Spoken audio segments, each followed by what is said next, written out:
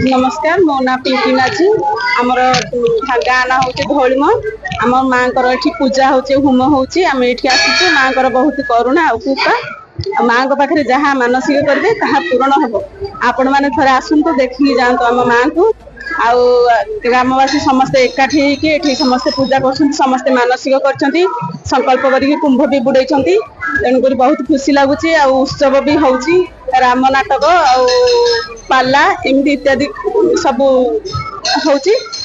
बहुत खुशी लगुच आज पूजा लगे। ओम दिगंबरा दत्तबाहु कटिकांजीबद्धा हारावली परिमलान्दुतमुण्डमालम् आकर्णपूरितभूषा धनमुक्तकेशा पादामल कमल केवल सम्बलम्बा तीनोन्नता घनकुचाचल लोलनेत्रम् दन्तावली हरसिता परसितमग्रजीहान्।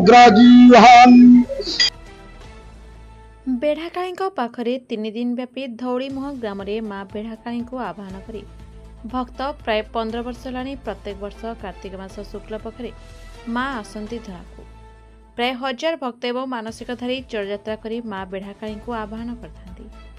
पुराण वर्णित अछि माँ उग्र रूप को शांत करने महादेव तांका पाद तले पड़ते माँ क्रोध शांत होता।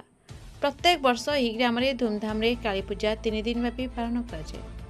आज पुनरावृत्ति प्रदान कराई मुख्य अतिथि भाव खोर्धा विधायक प्रशांत कुमार जगदेव पहुंची माँ बेढ़ाकाली पुनरावृत्ति कार्यक्रम ए कार्यक्रम संपूर्ण होता सहित समस्त भक्त मान प्रशासन व्यवस्था होता। एथिरे परिचालना कमिटर सभापति सागर कुमार पासिंह सरपंच शत्रुघ्न बेहरा मंदिर पूजक प्रसन्न मिश्र पंडित प्रसाद मिश्र अभिमन्यु जेना एवं माँ बेढ़ाकाली पूजार समस्त सदस्य प्रत्येक वर्ष आयोजन करथांती।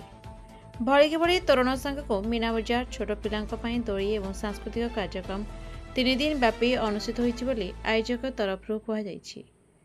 खोर्धार प्रियंका महापात्र रिपोर्ट प्रतीक्षा खबर।